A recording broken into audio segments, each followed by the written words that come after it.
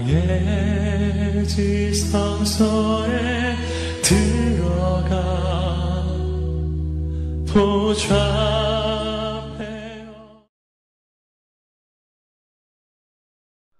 오늘 또 우리 아동부 선생님들 아주 잔잔하면서도 은혜로운 찬양으로 잘 섬겨주셔서 감사를 드리고요. 행복한 아침이죠? 할렐루야. 그래요. 이렇게 제가 말씀을 전하기 위해서 단에 이렇게 딱 서보면 항상 그런 것 같아요. 여러분들 얼굴 표정이 어떤 경우는 좀 무서워요. 구도 있고요. 제 마음에 한편으로는 이렇게 좀 뭐라 그럴까요? 마음에 안타까운 마음, 또 한편으로는 한 주간 얼마나 세상 속에서 힘들게 살아오셨는가 긍휼히 여기는 그런 마음이 또 들기도 합니다. 오늘 하나님 앞에 우리가 예배하며 나가고 또 하나님 말씀 앞에 우리가 자리한다는 거 얼마나 놀라운 축복이에요. 여러분들이 이 말씀 안에서 새 힘을 갖고 다시 일어서시기를 바랍니다.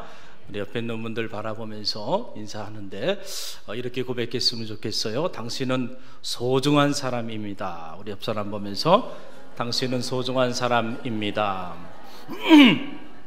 그래요. 누가 뭐래도 여러분은 참 소중하신 분들이에요. 왜냐하면 하나님의 특별히 택함 받은 자녀이기 때문에 그렇습니다. 이 하나님의 자녀된 이 존재의 정체성을 늘 잊지 마시고 세상 속에서도 비굴하지 마시고 또 너무 여러분들 마음 상해하지 마시고 담대함으로 하나님 자녀다운 삶을 살아내시기를 간절히 바랍니다.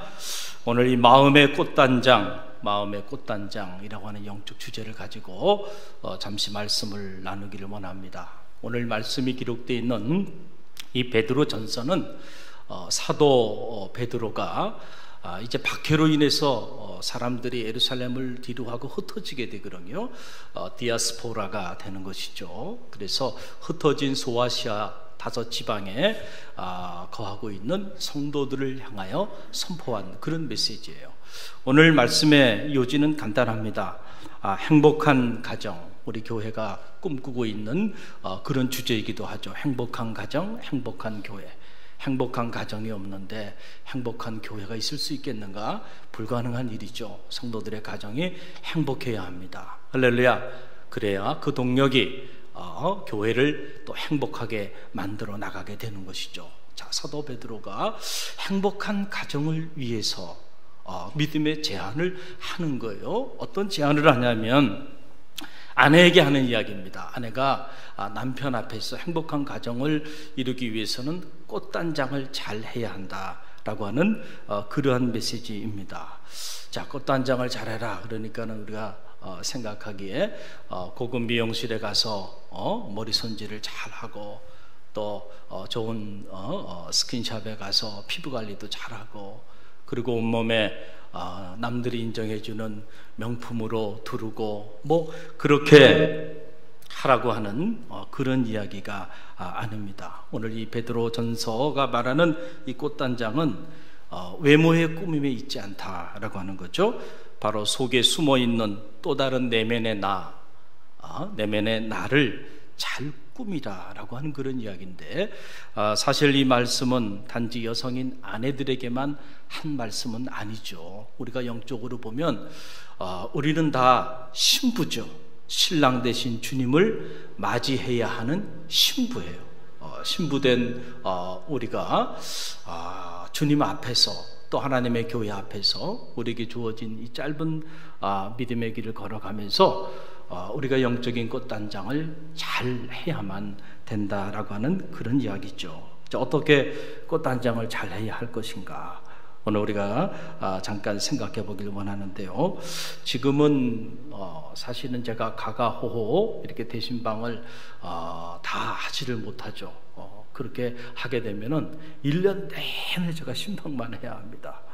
그래서 다른 사역들을 할 수가 없는 이런 상황이 돼서 지금은 목장별로 이렇게 대신방을 해요. 그렇게 해도 거의 1년에 한 70-80% 정도는 신방에 시간을 쓰게 되는데, 제가 처음 부임했을 때 이 가가호호 대신방을 쭉 했어요. 그래서 하루에 한 7가정 정도씩 이렇게 대신방을 쭉 이렇게 했는데, 신방을 해보니까 신방하는 가정들마다 얼마나 깨끗하게 집을 정리정돈을 잘 해놓으셨는지 가는 집마다 너무너무 깨끗한 거예요. 그래서 제가 놀랐어요. 야, 갈릴리 교회 성도님들은 이렇게 깨끗하게 해놓고 사는구나. 제 마음에 그런 마음을 갖고, 그리고 이제 신방을 끝나고 저녁에 집에 딱 들어가 보면 저희 집은 왠지 정돈이 돼 있질 않은 거예요. 그래서 처음에는 제 마음이 조금 불편하기도 했어요. 제가 아내에게 뭐라고 말은 못했지만 아마 눈치를 채지 않았을까 이런 생각이 드는데, 자, 그러던 중에 며칠 전에 신방을 받았던 어느 여자 권사님이세요. 이 여자 권사님이 환한 얼굴로 저에게 오셔가지고 말씀하는 거예요. 목사님 할 얘기가 있다는 거예요. 그래서 무슨 얘기예요? 그랬더니 이분이 하시는 말씀이 그거예요. 저희 남편이 퇴근해서 들어오더니 하는 말이, 여보 무슨 일이 있어? 그러더라는 거예요. 그래서 왜 그러냐 그러니까 우리 집이 아닌 줄 알았대요. 너무 집이 깨끗한 거야. 그래가지고 그 여자 권사님이 남편한테 얘기했다는 거예요. 여보 오늘 목사님 신방 다녀가셨어요. 그랬더니 이 남편이 얼굴이 환해지면서 하시는 말씀이, 목사님이 매일 신방 좀 왔으면 좋겠다고 그러더라고요. 믿지도 않은 남편이 웃으면서 목사님 매일 신방 왔으면 좋겠다고 그 얘기를 하니까 너무 기뻐가지고, 그래서 달려와가지고 저한테 그 말씀을 이렇게 하시는 거예요. 그러니까 사실은 이 집도 제가 신방 갈 때가 그때 1년 대청소하는 그런 때였다는 얘기죠. 실상은 이제 그런 거죠. 어떤 집은 제가 가보니까 이 집은 이 유리창까지도요 먼지 하나가 없어. 그냥 야, 어떻게 이렇게 깨끗하게 해놓고 사나, 그런 생각을 했는데, 며칠 지나고 난 다음에 알아봤더니 그 여자 권사님이 청소한 게 아니고 남편이 일주일 전부터 그 유리창부터 시작해가지고 청소를 남편이 다 해줬다는 얘기예요. 그래서 진실이 다 드러난 거죠. 그래서 그런 얘기를 듣고 난 다음에 저도 사람인지라 깨닫는 영이 있잖아요. 참여하는 마음이 이렇게 들더라고요, 아내에게. 그래서 그때 이후부터는 집이 좀 정돈이 잘 안 돼 있거나 이럴 때는 제가 솔선수범해서 쫙 정돈을 합니다. 할렐루야. 그리고 월요일이 되면 제가 집에 마루부터 시작해가지고 방에 이 바닥은 제가 책임지고 쫙 정리를 합니다. 할렐루야. 그냥 하면 되는 거죠. 할렐루야. 누가 해야 되는 것은 꼭 아니죠. 왜 대신방 때 이렇게 깨끗하게 집안 청소들을 그렇게 하시나요? 여러분 왜 그렇게 하세요? 그냥 평소대로 그렇게 그냥 신방 받으면 되잖아요. 왜 그렇게 하세요?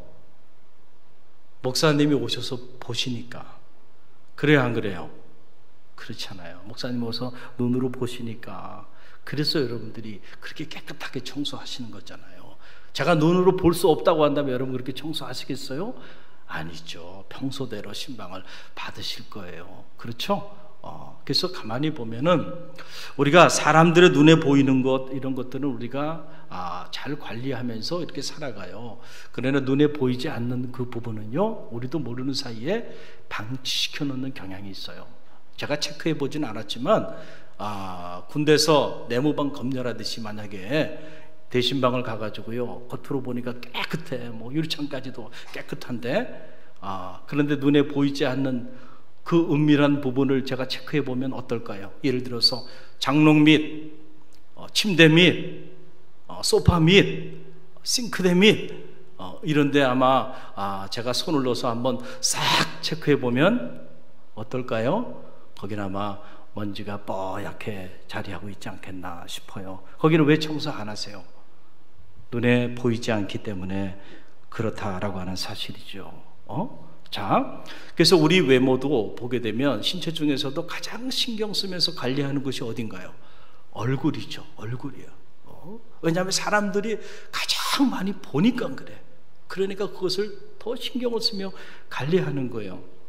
그래서 좋은 스킨샵에 가서 정기적으로 관리도 하고, 좋은 화장품이 있다고 한다면 구입해서 그 좋은 화장품을 또 바르기도 하고, 심지어 어떤 이들은 그 엄청난 예산을 투자하면서도 성형수술까지 해가면서 남들에게 드러나 보여지는 자신의 얼굴, 그 얼굴을 보다 예쁜 모습으로 꾸미고자 노력하는 모습을 보게 됩니다. 그런데 이렇게 겉으로 드러난 부분, 사람들의 이 가시적인 이런 시야 안에 들어와 있는 이런 부분에 대해서는 우리가 이렇게 가꾸면서 시간과 에너지를 투자하면서 꾸미며 사는데, 사실 정작 눈에 보이지 않는 부분, 우리 안에 있는 내면의 나를 꾸미는 일에 대해서는 의외로 우리가 관심이 별로 없다라고 하는 거예요. 마치 이 소파 밑이나 장롱 밑이나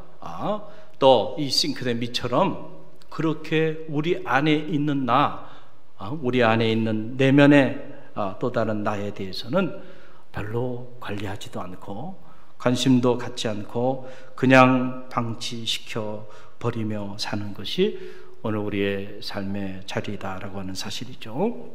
그런데 여러분, 우리가 꼭 알아야 하는 진실이 있어요. 그 말은 뭐냐면, 우리의 삶이라고 하는 것은 우리의 눈에 보이는 이런 가시적인 세계에 의해서 결정되는 것이 아니고, 눈에 보이지 않는 그 불가시적인 그 세계에 의해서 우리의 삶이 결정된다는 사실을 꼭 기억하시길 바랍니다. 우리가 이 사실을 몰라서 거꾸로 살아가고 있다라고 하는 사실입니다.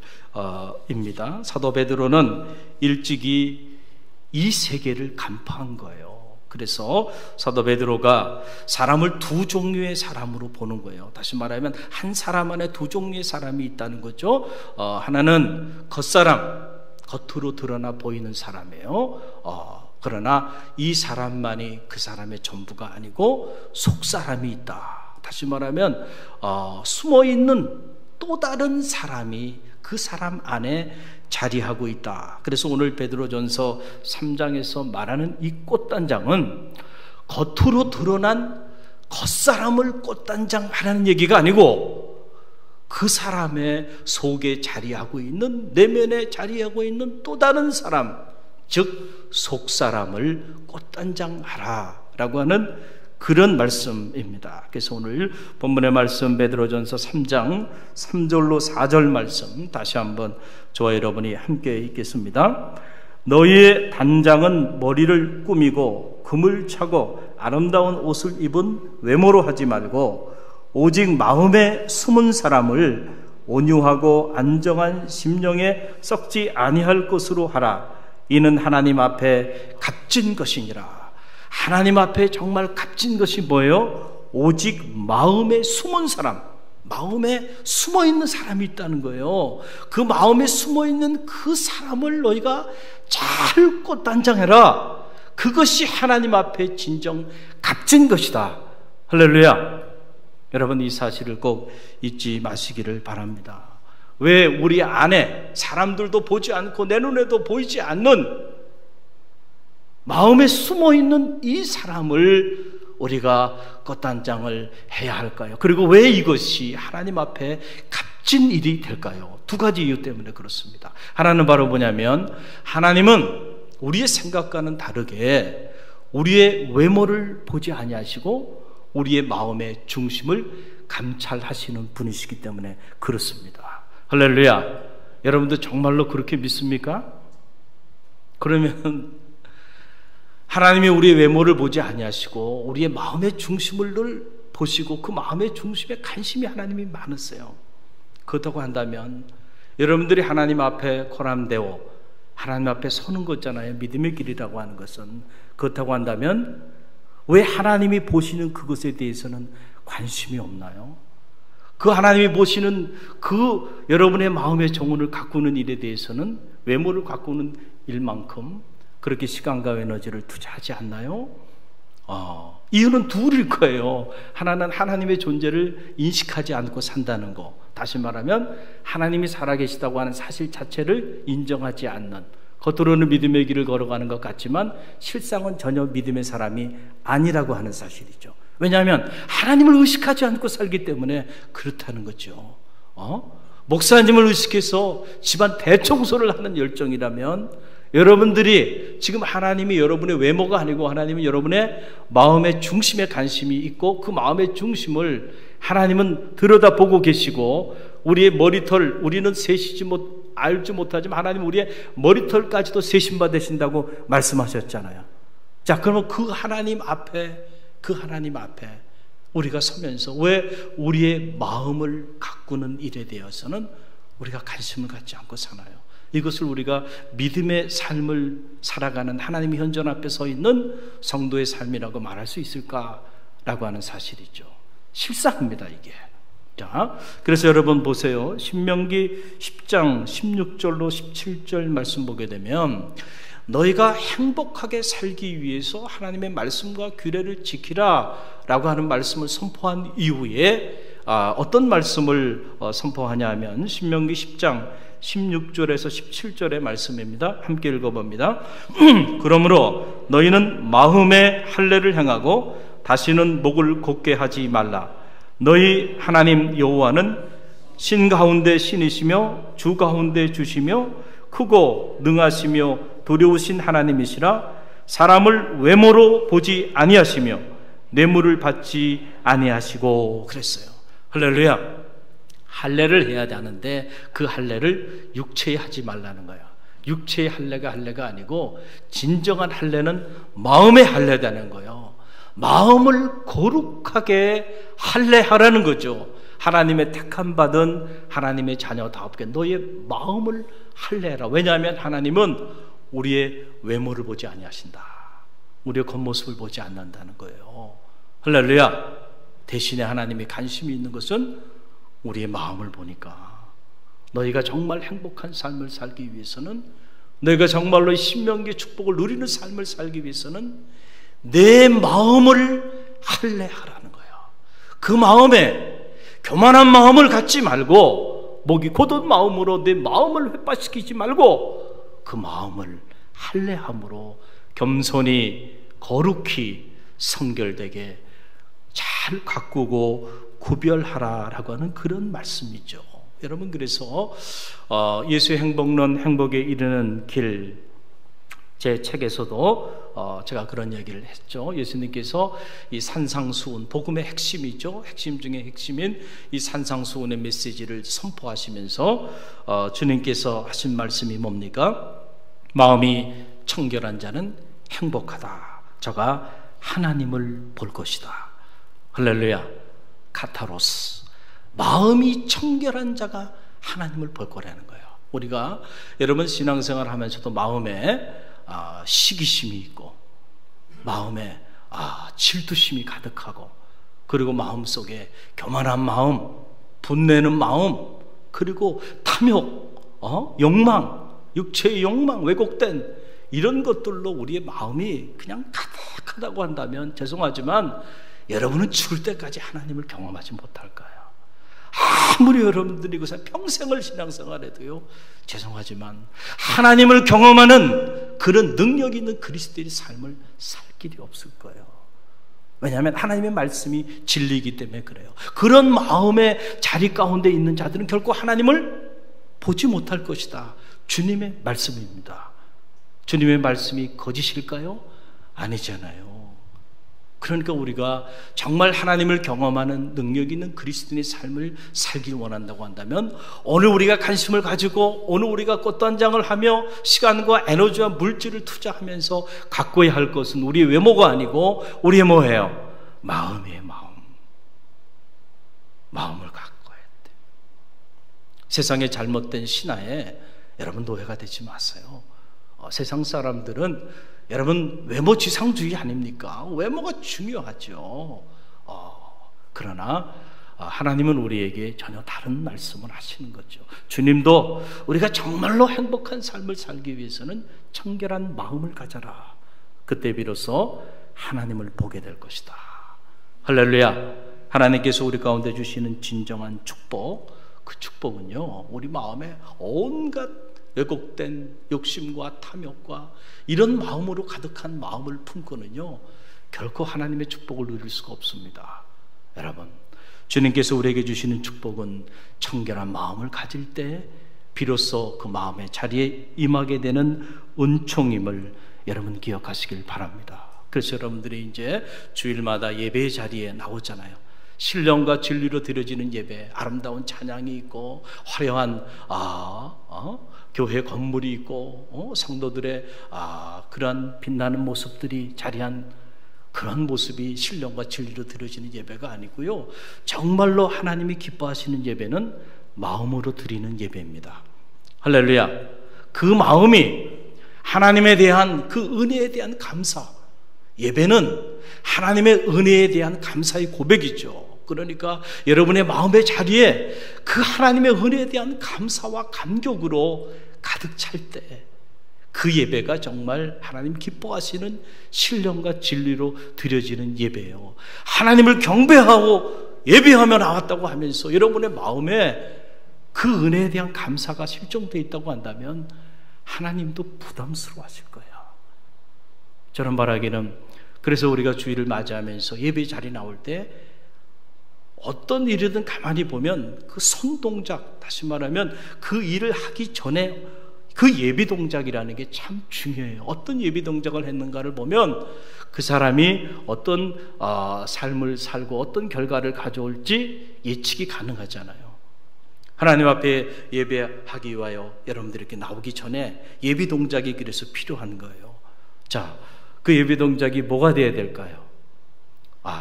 이번 주일에 내가 이 옷을 입어야지. 옷을 깨끗하게 세탁하고 또 목욕 재개하고 자, 그런 일도 참 중요하죠. 그러나 그것만큼 여러분이 기도하면서 무엇을 닦아야 할까요? 하나님이 보시는 거 뭐라고요? 마음을 닦아야 돼, 마음을. 그래서 여러분들이 정말 하나님이 보시기에 기뻐하실 만한 그런 마음으로 하나님께 나와 예배할 때 그 예배가 하나님을 영화롭게 하고 그 예배를 통하여 오늘 예배 가운데 현존하시는 하나님의 은혜를 누리게 되는 영적인 체험을 갖게 될 줄로 믿습니다. 할렐루야. 그래서 여러분의 마음을 잘 관리해야 되는 거예요. 그게 주님께서 이 마음이 얼마나 중요했으면 주님이 많은 비유의 말씀들을 이렇게 하셨잖아요. 그 비유의 말씀 중에서 주님이 우리의 마음의 밭에 대한 비유의 말씀을 하셨죠. 그래서 어떤 마음은 길가와 같은 마음도 있고, 어떤 마음은 가시떨기와 같은 마음도 있고, 어떤 마음은 돌짝밭과 같은 그런 마음도 있다는 거예요. 그러나 너희는 그런 마음을 갖지 말라는 거예요. 그런 마음에는 아무리 생명의 씨앗이 뿌려져도 결실을 맺지 못하게 된다. 그러니까 너희는 어떤 마음의 밭을 가지라는 거예요? 옥토, 따라합시다. 옥토 같은 마음을 가져라. 그래서 그 옥토에 씨앗이 뿌려질 때 60배, 100배의 결실을 맺게 되는 거죠. 똑같은 하나님의 생명의 말씀이 선포돼도 이 자리에서 그 말씀이 마음밭에 심어져서 내 삶을 바꾸고 내 존재를 바꾸면서 내 생각을 바꾸고 의지를 바꾸고 그런 놀라운 말씀의 생명의 역사가 나타나는 사람이 있는가 하면 전혀 그렇지 못한 사람들이 있을 수도 있다는 거예요. 무엇에 따라서? 우리의 마음의 밭에 따라서 그것이 결정되어진다 라고 하는 그런 말씀입니다. 또 하나, 우리가 우리의 속사람, 우리 안에 내면에 있는 우리의 마음의 정원을 우리가 잘 가꿔야 하는 이유가 어디 있는가 하면 눈에 보이지 않는 우리의 마음이 우리의 삶을 결정하기 때문에 그렇다라고 하는 그런 사실이에요. 여러분 보세요. 제가 예를 들어 볼게요. 마음에 탐심이 가득한 사람은 어떤 삶을 살까요? 마음에 탐심이 가득한 사람은요, 그 자기 탐심을 따라 탐욕 쪽으로 살아갑니다. 탐욕적인 삶을 살아가는 사람은 그 마음에 들어가 보지 않아도 알 수 있어요. 그 마음에 뭐가 있는 거예요? 탐심이 가득한 거야. 자기 마음에 품은 대로 산다니까 이 사람은. 그렇게 돼 있어요. 음란한 생각을 마음속에 가득 품고 있는 사람은 그 음란한 생각을 품은 그 마음대로 음란하게 살아가요. 음란한 걸 생각하고 음란한 말을 하고 그리고 음란한 삶을 결국 살게 돼 있어요. 여러분 틀림없습니다. 그렇게 살아가는 마음에 슬픔이 가득해요. 그러면은 마음이 슬픔이 가득한 사람은 어떤 삶을 살까요? 너무 어려운 질문인가요? 마음에 슬픔이 가득한 사람은요, 슬프게 사는 거예요. 그 인생이 슬퍼요. 그런데 마음에 감사가 막 차고 넘쳐. 그러면 그 사람은 어떤 삶을 살까요? 감사하는 삶을 살게 돼 있어요. 마음에 내 안에, 마음에 사람들의 눈에 보이지 않지만 내 마음에 기쁨이 가득해요. 그 사람은 어떻게 살까요? 기쁨의 삶을 살게 돼야 되니까요. 우리의 삶이라고 하는 것은 사실은 우리 겉사람은 껍데기에 불과해요. 우리의 속사람의 결과예요. 우리 안에 어떤 마음을 품고 있느냐가 오늘 우리의 삶을 결정한다니까요. 내 마음에 품은 대로 살아요. 마음에 어떤 마음을 품고 살아가느냐, 그 마음의 꼬리, 옛말에 그걸 꼬리라 그러죠. 마음의 틀, 마음의 모양, 그것이요, 곧 내 삶의 모양, 존재의 모양을 결정한다니까요. 그래서 주님께서 하신 말씀이 이 유대인들이 정결예법에 대한 얘기를 많이 하면서 왜 너는 그리고 너희 제자들은 이 정결예법을 따르지 않고 이렇게 음식도 지저분하게 씻지도 않고 이렇게 음식을 취하고 이렇게 먹느냐, 불결하다 라면서 비판했잖아요. 그때 주님께서 뭐라고 말씀하세요? 니네가 정말 모르는 게 있구나. 사람을 정말로 더럽게 만드는 게 뭔지 아느냐? 밖에서 안으로 들어가는 것이 아니고 안에서 밖으로 나오는 그것이야말로 정말 사람을 더럽게 만드는 것이다. 그러니까 그게 뭐예요? 내 마음, 내 안에 있는 마음, 내 안에 있는 그것이 사람을 정말로 더럽게 만드는 것이야. 그러니까 너희 안에 있는 내면의 그 마음을 너희가 좀 깨끗하게 관리해. 좀 식지 않고 음식을 먹으면 어때? 그 음식이 너를 더럽게 만들고 사람을 더럽게 만드는지 아느냐? 아니라는 거예요. 정말로 우리 존재를 더럽게 만들고 비참하게 만드는 것은 우리 안에 있는 마음입니다. 할렐루야. 여러분, 이 사실을 우리가 잘 알아야 돼요. 그래서 우리가 행복한 삶을 살기를 누구나 다 원하잖아요. 그런데 왜 그렇게 많은 사람들이 행복한 삶을 살길 열망하고 인류 문명 전체가 행복을 추구하며 살아왔는데 왜 그렇게 행복한 삶을 살아가는 사람들을 보기가 어려운 거예요?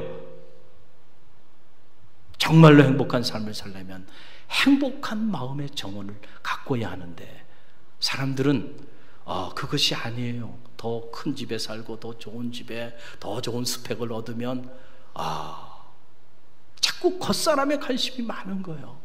겉사람이 좀 편하게 살면, 겉사람이 좀 아름답게 살면 그러면 점점 더 행복한 삶을 살 수 있을 것이라고 그렇게 생각하고 그렇게 달려가고 있기 때문에 안타깝게도 그렇게 달려왔는데도 불구하고 돌아보면 행복하지 않은 우리의 삶의 자리 가운데 던져져 있는 우리 자신을 보게 된다라고 하는 사실이죠. 길을 잃었기 때문에 그렇다. 잘못된 길을 지금 걸어가고 있는 거예요. 그러니까 아무리 달려가 봐요. 속도보다 방향이 중요하잖아요. 잘못된 방향으로 빠른 속도로 달려가 보세요. 간 만큼 다시 돌아와야 합니다.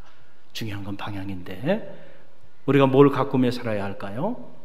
우리의 마음을 가꾸며 우리 내면을 가꾸며 내 안에 있는 속사람이 어떤 모습인지 내 속사람, 내 안에 있는 사람을 가꾸는 지혜가 있어야 한다. 사실 우리가 그날의 날씨는 우리가 결정할 수가 없죠. 그러나 우리 인생의 그날의 날씨는 저는 우리가 결정할 수 있다고 생각합니다. 뭐에 따라서? 우리 마음에 따라서. 할렐루야. 그러니까 우리가 어떤 마음을 가지고 있느냐에 따라서 여러분들의 365일 화창한 봄날을 경험할 수도 있고요. 또 여러분의 마음의 상태에 따라서 1년 내내 우중충한 정말 짜증나는 그런 불행한 인생을 살아갈 수도 있다는 사실입니다. 바티칸 대법원 변호사이자 캐톨릭 사제인 한동일 씨가 쓴 책 중에 라티노 수업이라고 하는 책이 있어요. 그 책에 보게 되면 이 한동일 교수가 베아티투토라고 하는, 라틴어로 베아티투토라는 말이 행복이라는 말이거든요. 그 말의 의미를 이렇게 소개해 주고 있는데, 이 베오라고 하는 말, 행복하게 하다라고 하는 그런 말이고, 그리고 아티투도라고 하는 말은 마음가짐, 태도나 자세라고 하는 뜻이에요. 그러니까 라틴어로 베아티투토라고 하는 이 말, 다시 말하면 행복이라는 이 말은 자, 누가 행복하게 살 수 있는가? 그 행복이 어디에 달려 있는 거예요? 마음가짐. 마음가짐에 따라서 행복할 수도 있고 불행할 수도 있다. 행복은 다른 곳에서 오는 것이 아니고 우리 내면에 자리하고 있는 마음가짐에 따라 행복이 우리 가운데 주어질 수도 있다라고 하는 사실입니다. 저는 그런 생각을 합니다. 내가 정말 행복하다라고 그렇게 생각하고 고백하고 사는 사람은 절대로 남을 불행하게 만들지 않습니다. 할렐루야. 그런데 반대로 내가 불행하다고 그렇게 생각하는 사람은 절대로 남을 행복하게 만들지 못해요. 그러니까 저는 바라기를 여러분들이 행복한 사람이 되시길 바랍니다.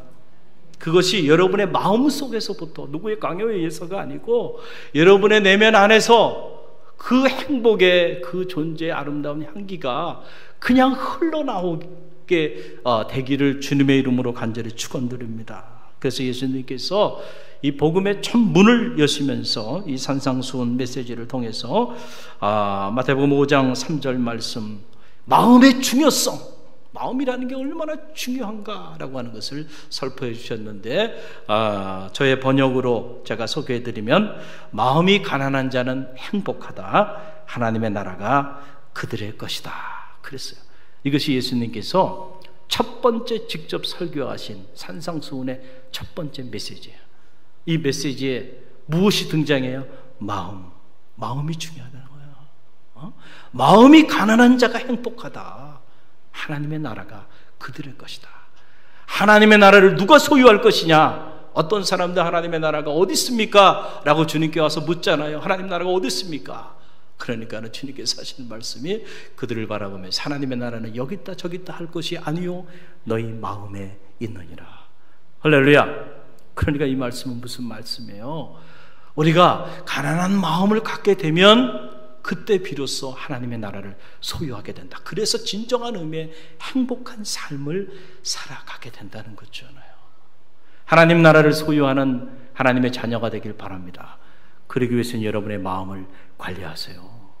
여러분의 마음이 푸토코스, 가난한 마음, 그 가난한 마음을 여러분들이 갖도록 부단히 노력할 때 비로소 여러분 구원의 역사도, 하나님 나라의 현실도 우리 가운데 임하게 된다는 거예요. 거짓된 복음에 속지 마시고요, 여러분들이 정말로 관리해야 하는 것이 무엇인지를 여러분이 잘 알아야 한다는 거예요. 그렇지 않으면 평생을 신앙생활 했으면서도 한 번도 하나님 나라의 현실을 경험하지도 못하고 하나님을 한 번도 경험하는 이런 영적인 체험도 갖지 못하고 하나님 오늘 우리에게 주시는 하늘의 행복도 누리지 못하고 나누지 못하는 불행한 인생을 살아갈 수도 있다는 사실을 여러분 꼭 기억하시기를 바랍니다.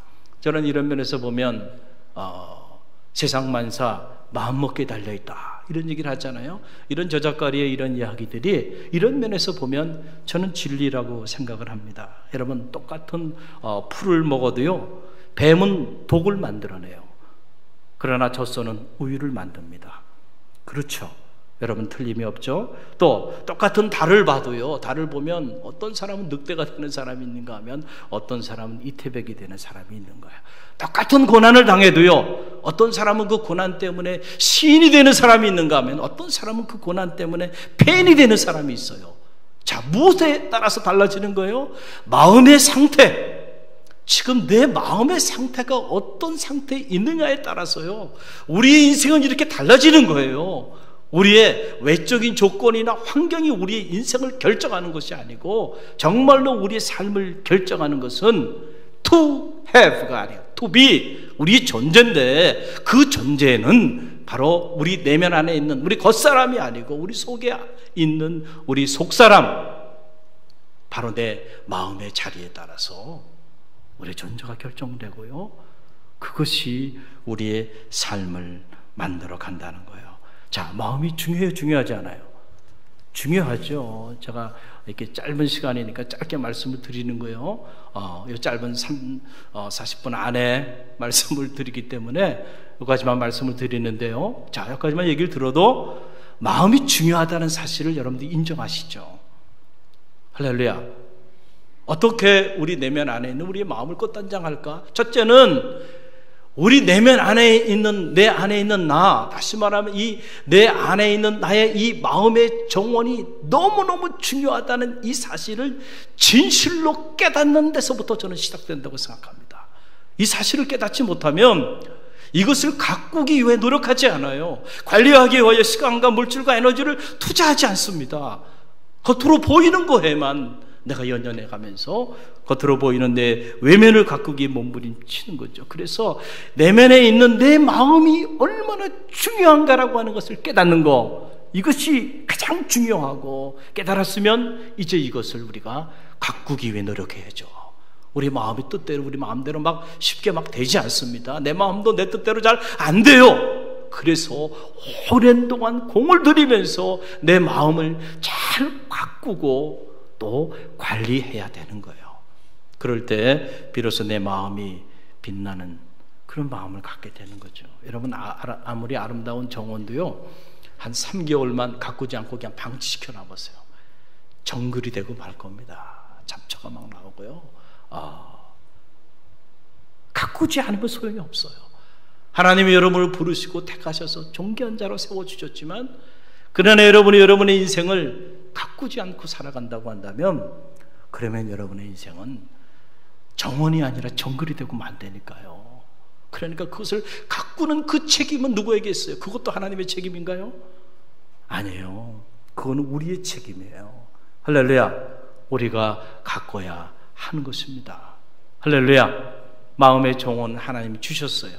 그런데 어떤 사람은 그것을 잘 가꿔서 사랑하는 연인과 함께 머물면서 정말 아름다운 꽃이 자리하고 새들이 지저귀고 나비가 날아들면서 머물고 싶은 그런 공간이 되는 사람도 있는가 하면, 어떤 사람은 정말 쳐다보고 싶지 않은 그런 엉겅퀴가 있고 정말 정글이 되어버린, 너무 오랫동안 방치시켜 놔가지고 냄새가 나고 정말 생각하고 싶지도 않은 그런 상태로 그렇게 버려진 인생도 있을 수 있다는 거예요.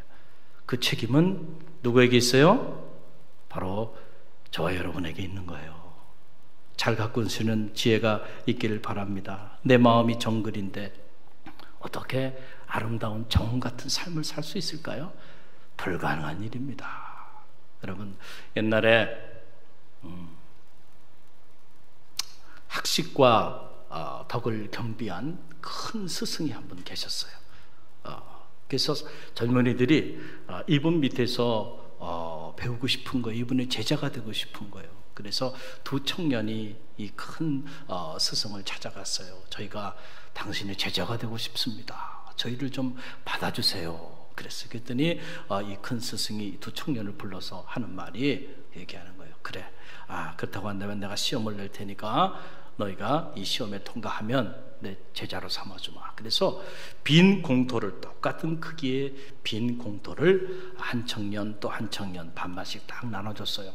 그리고 반년 후에, 그러니까 6개월 후에 내가 다시 와서 볼 텐데, 지금 이 공터에 잡초들이 많이 있지? 이 잡초를 다 좀 뽑아. 그래서 반년 후에 와가지고 잡초가 없는, 가장 잡초가 없는 그 사람을 내가 내 제자로 삼겠다. 그리고 떠났어요. 그리고 이 청년들이 이제 매일같이 가가지고 그 빈 공터에 잡초를 뽑기 시작합니다. 그 잡초를 다 뽑고 이제는 됐지. 그리고 또 그 다음날 가서 보니까 어때요? 농사를 접으신 분은 알 거예요. 잡초라고 하는 게 참 놀랍습니다. 잡초의 생명력이라는 게. 또 하니까 또 잡초가 또 올라와 있고요. 뽑고 가면 또 올라 있고, 뽑고 가면 또 올라 있고. 그 6개월이 지났어요. 그래서 이제 스승이 이제 온 거예요. 와고 한 청년의 밭에 간 거죠. 가서 보니까 이 청년이 6개월 내내 노력을 한 거예요. 잡초를 뽑고 또 뽑고 계속 했는데 여전히 그 밭에는 잡초가 무성한 거예요. 그렇게 노력하며 뽑았는데도 잡초가 다 제거되질 않고 잡초가 가득한 거예요. 그래서 또 다른 청년에게 갔어요. 그러니까 가봤더니 이 친구는 다른 거예요. 거기 보니까 잡초는 잘 눈에 보이지 않고 이로운 곡식 이삭들이 거기에 빽빽하게 자리하고 있는 거예요. 그러면서 이 청년이 하는 말이, 자기가 잡초를 뽑기 위해 가지고 처음에는 노력을 했는데 잡초를 뽑고 나면 그 빈 공간에 누군가를 방치시켜 놓으면 다시 거기에 또 좀 있으면 또 잡초가 자라고 또 잡초가 자라더래. 그래서 잡초가 자라지 못하도록 잡초를 뽑고 난 다음에 그 빈 공간에 이로운 곡식을 심었다는 거예요. 그랬더니 거기에는 잡초가 동시에 나지 못하더라는 거죠. 할렐루야. 이 스승이 이 시험을 준 이유가 어디 있을까요? 여러분, 마음을 닦는 법을 가르쳐 주기 위하여 이미 이 두 청년이 자기를 찾아왔을 때 이미 자기 제자로 받아들였어요. 그리고 훈련은 시작된 겁니다. 그래서 마음을 닦는 일이라고 하는 거, 이것이 학문의 첫 번째 길인데, 이 마음을 닦는 일은 결코 이렇게 쉽지가 않다는 거예요. 그래서 마음을 닦기 위해서는 그 빈 공간에 뭔가 의롭고 거룩하고 경건하고 진리의 내용들로 채우지 않으면 온갖 잡초가 그 안에 가득하게 된다라고 하는 사실이죠. 어떻게 우리의 마음의 정원을 가꿀까요?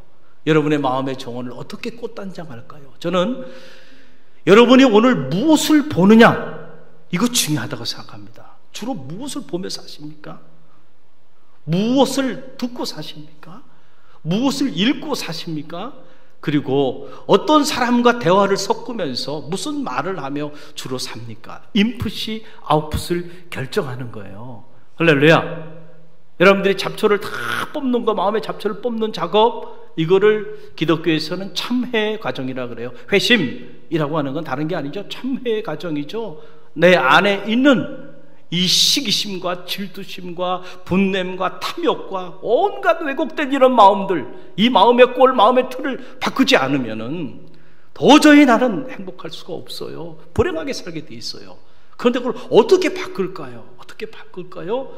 예수 그리스도의 십자가의 보혈의 피로 여러분들이 여러분의 마음에 참회, 여러분의 이 비참한 내 마음에 이 현실이 너무 비참하다고 하는 거, 끔찍한 피조물로 전락되어 있는 자기 자신의 내면을 들여다보는 이 지혜가 필요한 거죠. 그때부터 여러분의 삶에 새로운 삶이 시작되는 거예요. 자, 이 과정을 지나고 난 다음에 거기 머물러 있으면 안 되고, 그 과정을 통해서 여러분의 안에 있는 잡초가 제거됐다고 한다면 그 자리에 거룩하고 경건하고 의롭고 성결한 것들로 채워야 한다는 거예요. 채워야.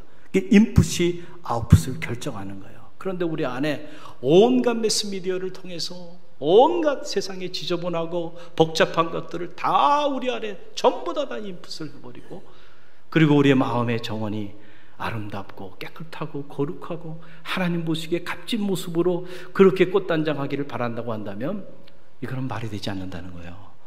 그래서 우리가 무엇을 보느냐, 주로 무엇을 듣고 사느냐, 어떤 말을 하고 사느냐, 무엇을 주로 읽고 사느냐라고 하는 것들을 우리가 잘 점검해 볼 필요가 있다라고 하는 거예요. 잡초 같은 마음은 잡초 같은 인생을 만들 수밖에 없다라고 하는 사실입니다. 오늘 이 아침에 저는 여러분에게 묻고 싶습니다. 여러분의 지금 마음의 정원은 어떤 상태에 있습니까? 여러분의 마음을 한번 들여다보세요. 지혜자는 말합니다. 무릇 지킬 만한 것보다 내 마음을 지키라. 생명의 근원이 이에서 남으니라. 또 지혜자는 말합니다. 그 마음의 생각이 어떠하면 그 위인도 그러하다. 그 사람이 어떤 사람인가? 그 사람의 마음에 어떤 생각을 품고 사는 사람이냐가 곧 그 사람의 존재를 결정한다라고 하는 그런 말씀입니다. 오늘부터 여러분의 외모가 아니라 여러분의 마음의 속사람을 꽃단장하는 그런 지혜가 있기를 주님의 이름으로 간절히 축원드립니다. 여러분의 마음에 말씀의 씨앗을 자주 뿌리세요. 그리고 기도의 물을 자주 주세요. 그리고 여러분의 시간과 물질과 에너지를 아끼지 말고요. 여러분의 마음을 아름답게 가꾸는데 좀 투자해 보세요. 할렐루야. 그럴 때 정말 여러분의 삶이 하나님과 사람 앞에 아름답고 행복한 정말 복된 삶을 살아내게 되는 그런 역사가 나타나게 될 줄로 믿습니다. 우리 함께 기도합니다.